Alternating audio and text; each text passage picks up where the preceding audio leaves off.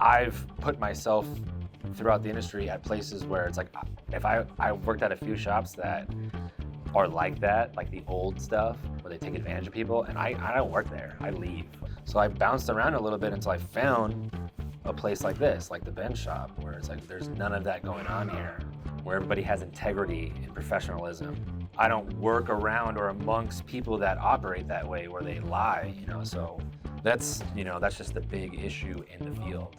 It's like, if you go to another shop and they don't fix it, you're not paying. I don't get how even the customers themselves are okay with just taking a car that wasn't fixed with a bunch of parts it didn't need. That's frustrating for me.